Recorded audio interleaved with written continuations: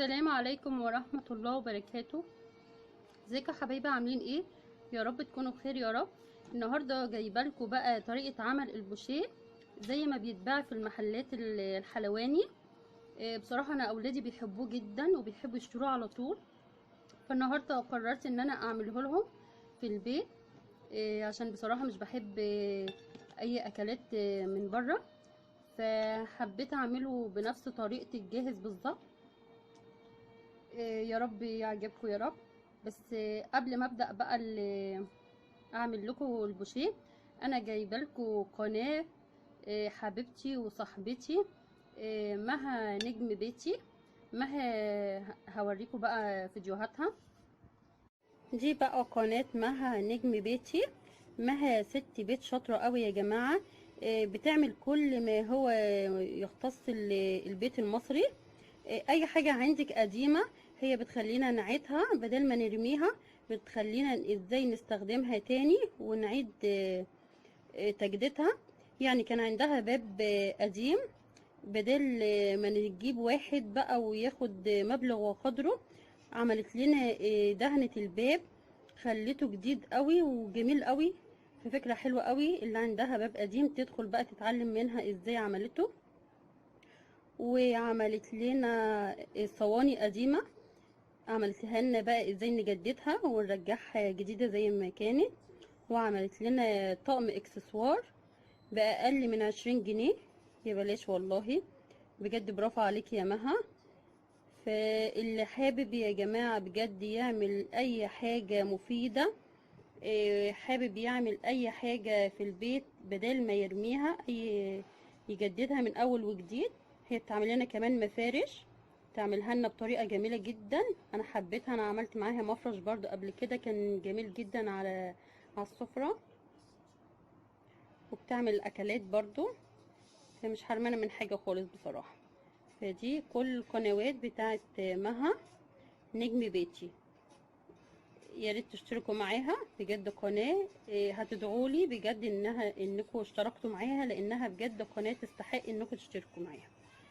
خلاص، يلا بينا بقى نبدا مع بعض البوشيه. مكونات معايا 4 كوبايات دقيق، 4 كوبايات، ومعايا كوبايتين ميه الضعف يا جماعه. يعني لو هتعملوا كوبايتين دقيق هتبقى كوبايه واحده بس ميه. انا معايا هنا 4 كوبايات دقيق، هيبقى كوبايتين ميه. خلاص. والزيت برضو اللي هنستخدمه. وهنستخدم ايه اول حاجه بقى هنبدا نعملها. هنست... اول حاجه بقى هنبدا بقى نحط شويه ملح كده صغيرين على الدقيق كده،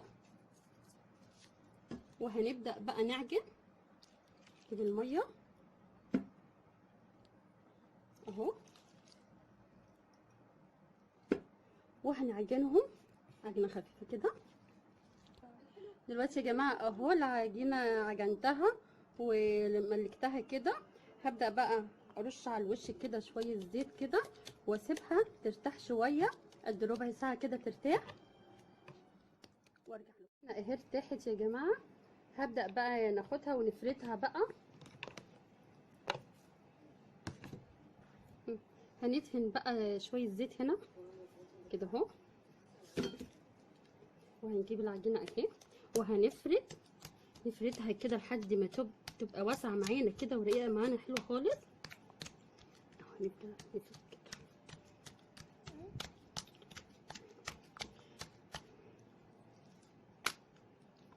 اهو، تلميها كده بقى كده لحد ما تكبر معانا، تدينا عجينه حلوه كده.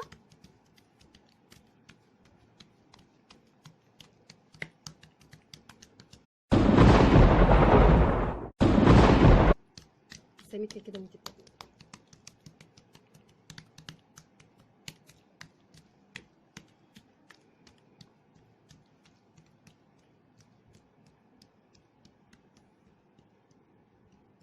خلاص اهي كبرت معانا بقى.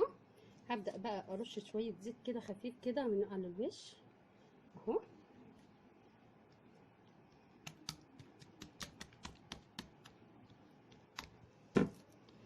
وهنبدا بقى نعمل ايه، هنجيب بقى دي كده كده اهو، وهنفرد تاني كده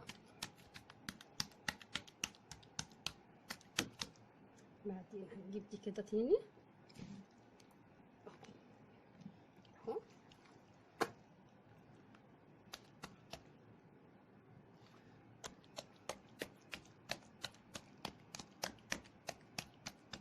خلاص هي كده بقت حلوه خالص. هبدا بقى اعمل ايه، هجيب السكينه كده اقطعها كده صغيره كده زي ما انت حابه، مثلثات، مستطيل، زي ما انت حابه.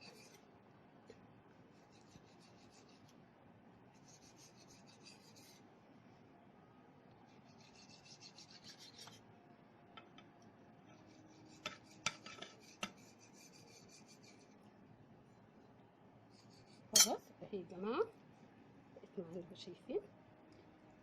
هبدأ بقى بعد كده احمرها في الزيت اهو، شايفين اهو.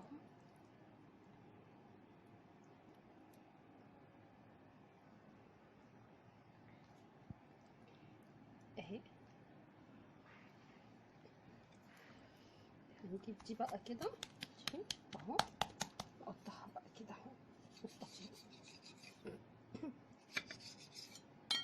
اهو. خلاص اخلص الكميه اللي معايا وارجع لكم. دلوقتي يا جماعه ادينا حطيت الطاسه اهي فيها شويه زيت اهو. هبدا بقى اجيب اهي المنظر ده اهو، تبقى جميله قوي يا جماعه كده.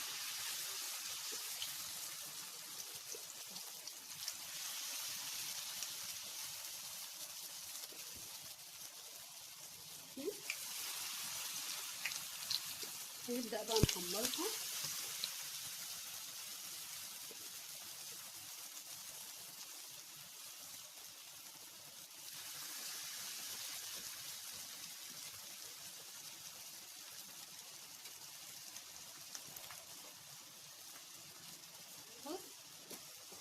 كده احمر اهو معانا.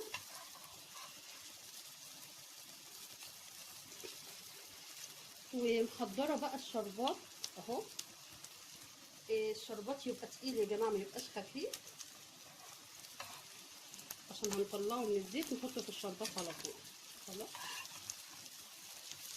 كده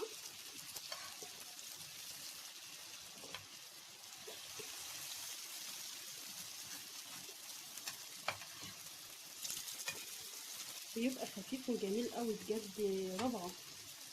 اولادي بيحبوه قوي، وانتوا كمان لو جربتوها تحبوه بجد. واحد كمان هنا.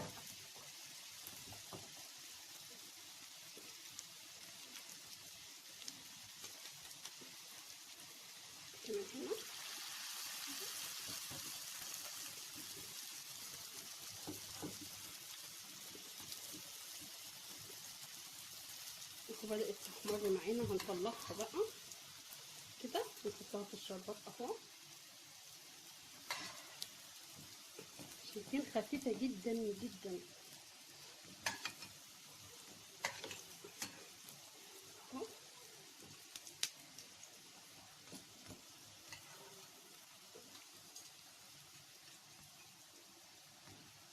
هنبدأ بقى نسقط الشربات كده، نسقطهم في الشربات ونطلعهم على طول في طبق التقديم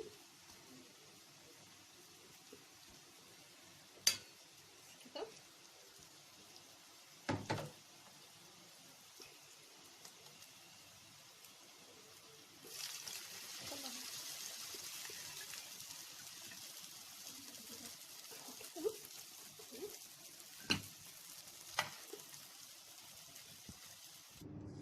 دلوقتي يا جماعه اهو البوشيه بتاعنا خلص اهو جاهز بقى لذيذ قوي. هبدا اعمل ايه بقى، اللي حابب ياكله بالطريقه دي حلوه قوي مفيهوش اي حاجه إيه، بس انا عايزه اعمله بقى زي المحلات عشان يعجب اولادي. هبدا بقى ايه، افتحه فتحه بسيطه كده، شايفين من جوه يا جماعه جميل جدا. وهبدا احشيه بقى بالكريمه اهو كده كده اهو، عشان يبقى زي اللي بيتباع جاهز بالظبط اهو. نجرب واحده تاني اهو. افتحوا فتحه بسيطه كده، ونبدا بقى نحشيكوا كريمه كده اهو. بصراحة انا بحاول اعمل كل حاجة زي الجاهز بالظبط، علشان خاطر الاولاد بصراحة مش حابة انهم يجيبوا اي حاجة جاهزة. بصراحة بحب اعمل لهم كل حاجة بايديا، فبحاول ان انا ايه اعمله اهو.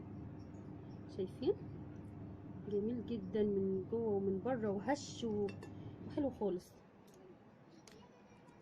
اهو. افتحها كده فتحه بسيطه جدا، هو هيتفتح معانا بصوا رقاقه رقاقه جميل اهو. واللي مش حابب بقى عادي جدا، هو كده هيتاكل وهيبقى جميل جدا، بس نرش عليه شويه جوز هند كده بسيط جدا عشان المنظر اهو. اهو بقى بتاعنا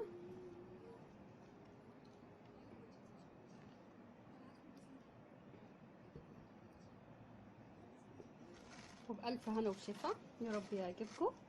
عجبكم بقى ما تنسوش تعملوا لي لايك واشتراك في القناه، ويلا بقى السلام عليكم ورحمه الله وبركاته.